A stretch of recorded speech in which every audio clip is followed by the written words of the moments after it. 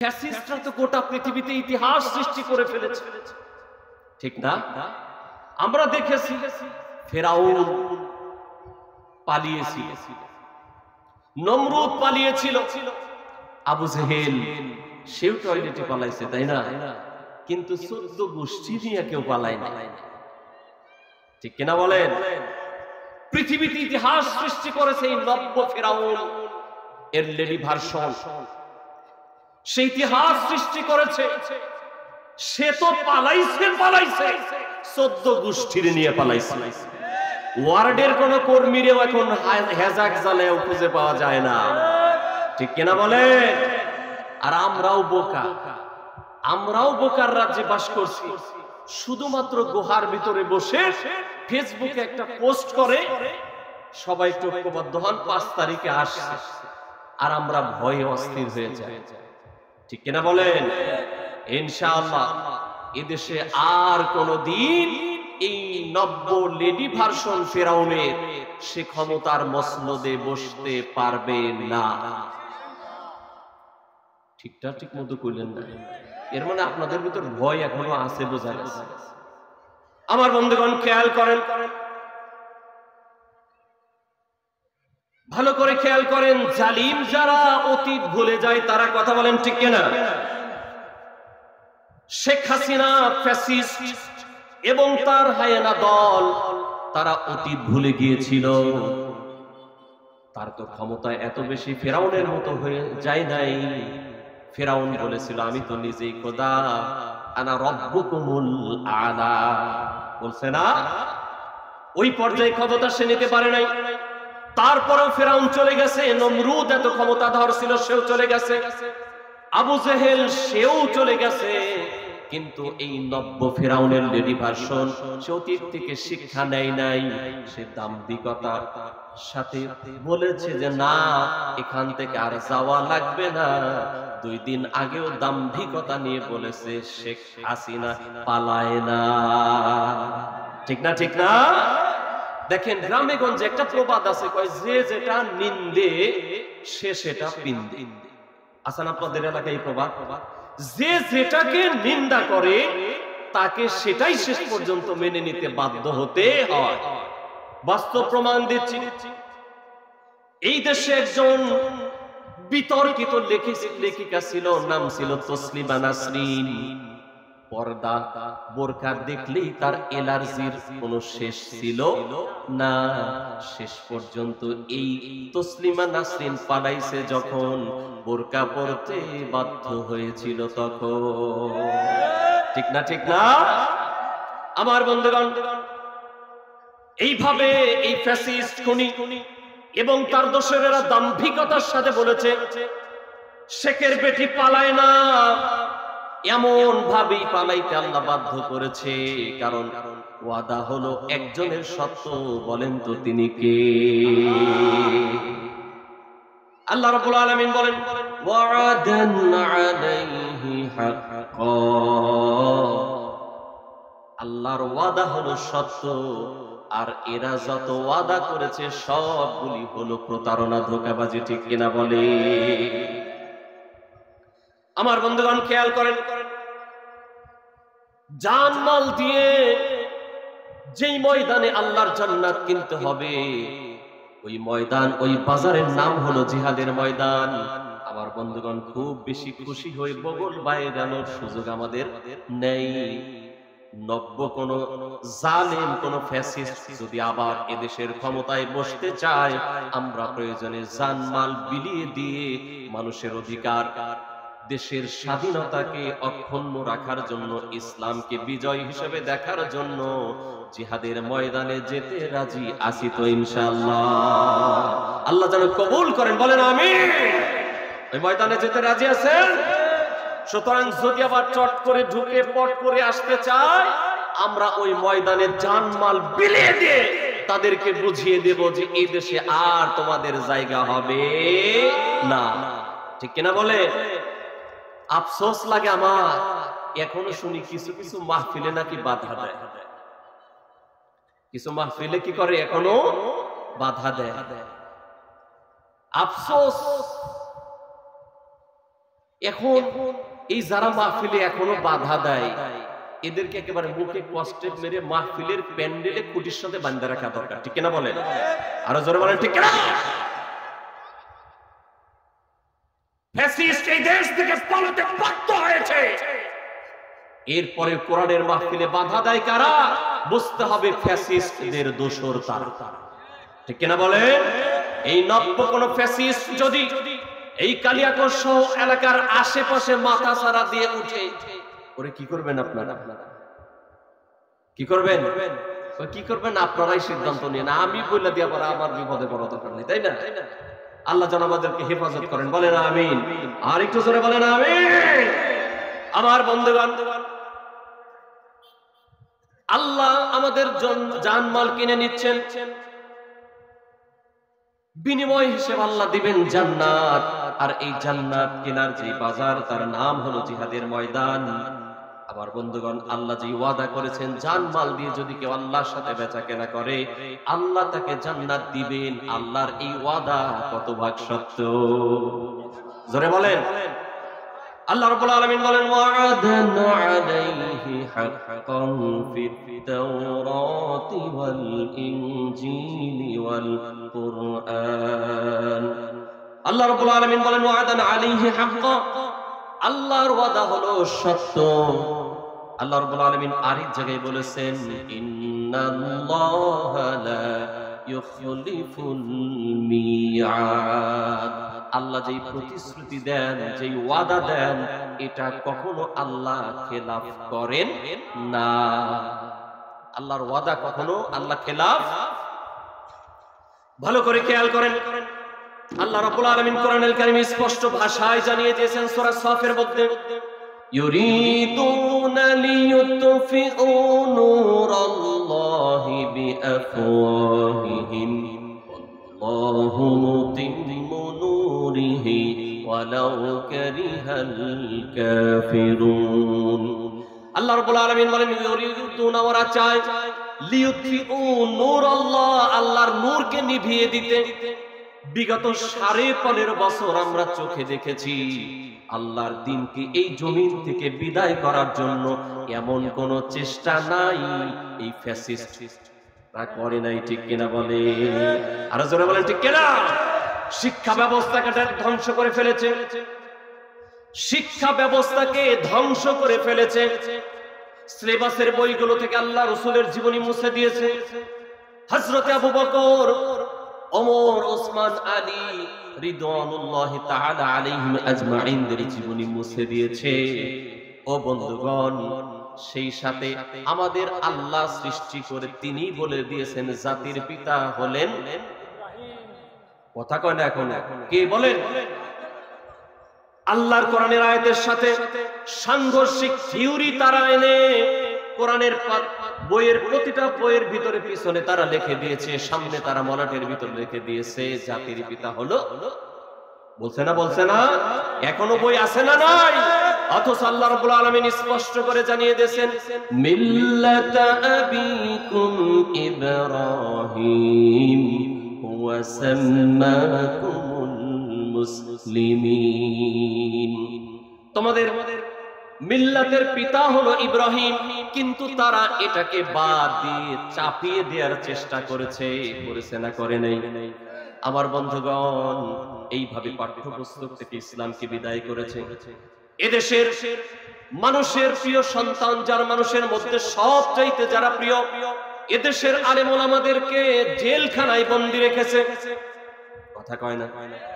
বিশ্বনন্দিত মুফাসসির আল্লামা দিলওয়ার হোসেন সাইদি রাহমাতুল্লাহি আলাইহি, যিনি অর্ধ পৃথিবী সফর করেছেন, 50টা বছর কোরআনের তাফসীর করেছেন, জগৎ বিখ্যাত এই আলেম, এত নন্দিত একজন আলেমকে তারা 13টা বছর জেলখানায় রেখে সর্বশেষ তাতেও ক্ষান্ত হয় নাই, তারা হাসপাতালে নিয়ে চিকিৎসার নামে হত্যা করেছে।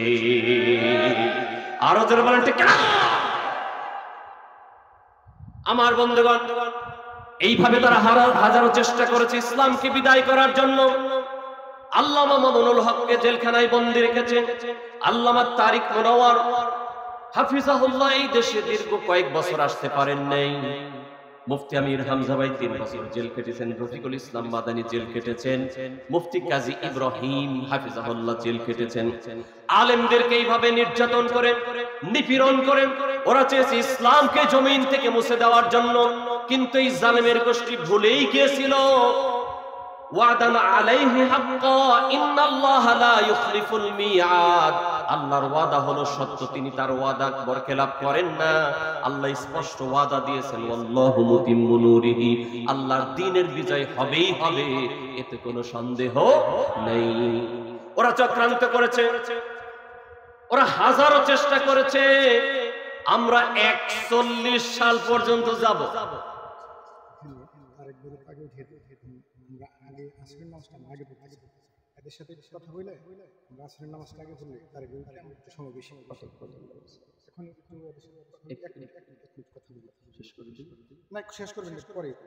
একটু বসেন, কোনো ডিস্টার্ব করেন, আপনারা একটু বসেন, ফিনিশিং দেবো আমি ইনশাআল্লাহ।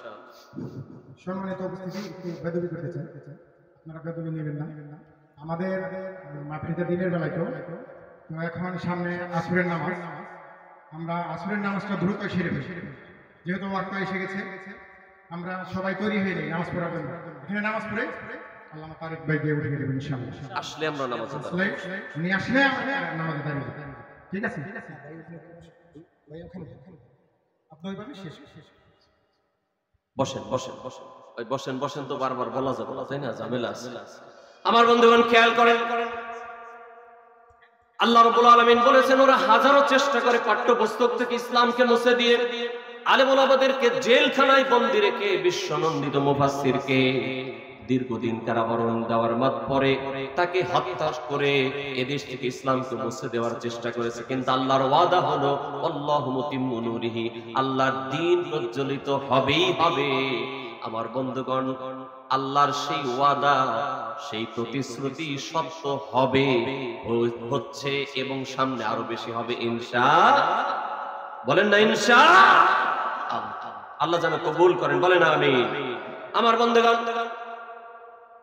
এই ফ্যাসিস্টরা হাজারো চেষ্টা করেছে এদেশের সবচাইতে জনপ্রিয় ছাত্র সংগঠন বাংলাদেশ ইসলামী ছাত্র শিবির, যারা নামাজ পড়ে, রোজা রাখে, মা বাবার কথা মতো চলে, তারা কখনো মানুষের সাথে বেয়াদবি করে না, কোরআন পড়ে, হাদিস পড়ে। এই জন্য তাদেরকে এই সন্ত্রাসী, এই ফ্যাসিস্ট সংগঠন তাদেরকে নিষিদ্ধ করেছিল, ঠিক কিনা বলে? এইভাবে তারা চেষ্টা করেছে ইসলামকে দেশ থেকে মুছে দেওয়ার জন্য। আল্লাহর কোরআনের রাজ যাতে এদেশে কায়েম না হয়, সেই জন্য তারা হাজারো চেষ্টা করেছে। আমার বন্ধুগণ, বলেন তো দেখি, তাদের এই প্রচেষ্টা সফল হয়েছে না ব্যর্থ হয়েছে? কারণ আল্লাহ বলেছেন ওয়াল্লাহু মুতিম্মু নূরিহি, আল্লাহর দ্বীন প্রজ্বলিত হবেই হবে। তার বাস্তব প্রতিচ্ছবি আমরা দেখছি। এদেশে এখন সবচাইতে জনপ্রিয় সংগঠন হলো ইসলামী সংগঠন, ঠিক কিনা বলে? আর জোরে বলেন ঠিক কিনা? কারণ এটা আল্লাহর ওয়াদা। আজকে গোটা দেশের মানুষ, একটা বৃদ্ধ মানুষ এই ইসলামী সংগঠনের অন্যতম রাহবার আমির জামাত, তার কথা বলেই তার মুগ্ধ হয়ে যাচ্ছে, তার ব্যবহার দেখে মুগ্ধ হয়ে যাচ্ছে। ইতিমধ্যে আমরা দেখেছি দেশের বিধর্মী হিন্দু ভাইরাও হাজার হাজার এই দলকে সমর্থন করছে, ঠিক কিনা বলে? এটা ওয়াদাকার, বলেন ওয়াদাকার। আল্লাহর ওয়াদা সত্য কত পার্সেন্ট বলেন? ওয়াদান আলাইহি হাক্কা, আল্লাহর ওয়াদা হলো সত্য। ইন্নাল্লাহা লা ইউখলিফুল মিআদ, নিশ্চয়ই আল্লাহ তার ওয়াদা বরখেলাপ করেন। আরে তারা তো বলেছিল আমরা 41 সাল পর্যন্ত যাব, কিন্তু আল্লাহর সিদ্ধান্ত হলো 5 আগস্ট 2024 এই জালেমরা শেষ হয়ে যাবে, ঠিক না বলে? সুতরাং এই জালেমদের কোনো ওয়াদা সত্য হবে না। তারা বলেছে আমরা তো পালাই না, এমন ভাবে পালাইছে 12 প্রকারের তরকারি রান্না করে গেছে, একটাও খাওয়ার চান্স পায় নাই, ঠিক না? আমি অবাক হয়ে যাই, দেখেন অবাক হয়ে যাই, হাজারের উপরে ছাত্র জনতা এদেশে হত্যা করার পরেও 12 প্রকারের আইটেমের তরকারি রান্না করে খেতে পারে, নব্য হিন্দা, নব্য ফেরাউনের লেডি ভার্সন ছাড়া কোন মানুষের পক্ষে এটা সম্ভব না, ঠিক না বলেন? একটা মানুষ যদি সে হতো, মনুষ্যত্ববোধ যদি এই বেটির ভিতরে থাকতো, তাহলে সে কখনো এত মানুষ হত্যা হওয়ার পরে 12 প্রকারের তরকারি রান্না করতে পারত না। আমার বন্ধুগণ খেয়াল করেন, এখন যখন আমরা এর জীবনী স্টাডি করেছি, তার ঘরে লালিতা পালিত একজন লোক, মুক্তিযোদ্ধা মতিউর রহমান পিন্টুর লেখা একটা বই আছে, আমার পাশে চাই, মেজর ডালিমের বই আছে, আমি মেজর ডালিম বলছি। এগুলো যখন স্টাডি করলাম তখন দেখলাম না না, এটা তো খালি লেডি ভার্সন, ফেরাউন না, নমরুদ না, আবু জেহেল না, এরা হল, এটা এই বেটিটা হলো এর চাইতে এক ধাপ এগিয়ে, ঠিক কিনা বলেন? নইলে জেলখানায় ঢুকে একটা পুরুষ মানুষের বুকের উপর পা তুলে তাকে জবাই করার মতো কোনো মানুষ হতে পারে না, ঠিক কিনা বলেন? যেটা করেছে এই মহিলা নব্য ফেরাউন। ফেরাউনও তো এই কাজ করে নাই, নমরুদও করে নাই, আবু জেহেল আবুল আহব শাইবান করে নাই, এই ঘৃণ্যতম কাজ যা করেছে খুনি হাসিনা, ঠিক না বলেন? সুতরাং ওই 5 তারিখে আসবেন আর 10 তারিখে আসবেন, চট করে ঢুকে পাট করে ক্ষমতায় বসবেন, এই স্বপ্ন আপনার ধরাছোঁয়ার বাইরেই থেকে যাবে। ওই দূরে বসে বসে শুধু আফসোস করবেন আর স্বপ্ন দেখবেন, আপনার এই স্বপ্ন এই দেশে কোনোদিন বাস্তবায়ন হতে দেওয়া হবে না, হবে না, হবে না ইনশাআল্লাহ, ঠিক কিনা বলেন? আল্লাহ যেন কবুল করেন, বলেন আমিন।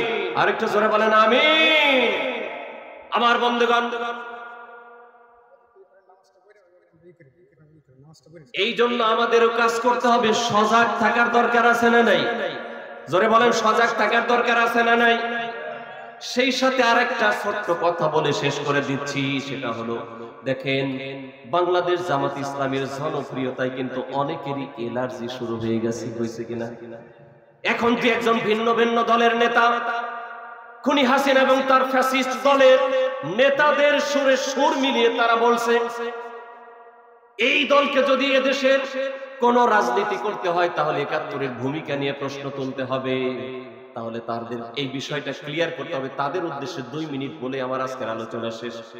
এখন যারা প্রশ্ন তুলছেন যে এই ইসলামী দলের 71-এর ভূমিকা নিয়ে প্রশ্ন, তারা এই বিষয়টা ক্লিয়ার করতে হবে। তা যারা প্রশ্ন তুলছেন তাদেরকে আমি বলছি, take oil your own machine, নিজের তরকায় তেল দেন। কারণ এই আপনাদের এলাকার মুক্তিযুদ্ধ বিষয়ক মন্ত্রণালয়ের মন্ত্রী ছিলেন, নামটা বললাম না, হাসিনার অন্যতম দোসর খুনি, ঠিক কিনা বলেন? আর যারা বলেন ঠিক কিনা, এই ফ্যাসিস্টদের দোসরেরা এদেশে রাজাকারের তালিকা করেছিল, যখন ধরা পড়েছিল তখন কার দলে কত রাজাকার আছে। এখনই যাদের মোবাইলে নেট আছে তারা ঢুকবেন, গুগলে সার্চ দিয়ে দেখেন, 1 নম্বরে আসবে 8060 জন রাজাকার নিয়ে গর্বিত যারা ফ্যাসিস্ট আওয়ামী লীগ তারা। সুতরাং 71-এর ভূমিকা নিয়ে প্রশ্ন তুললে দেশের সবার আগে নিষিদ্ধ হবে বাংলাদেশ আওয়ামী লীগ, এই কথা বলেন।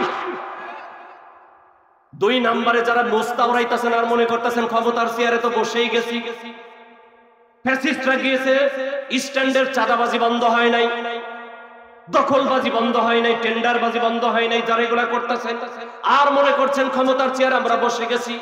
এই দলের রাজাকারের সংখ্যা হলো 1024। কত দলের নাম বললাম না, বেশি মুস্তাউরায়েন না। কি হলো রে ভাই, এই এরা মনে বন্ধ করে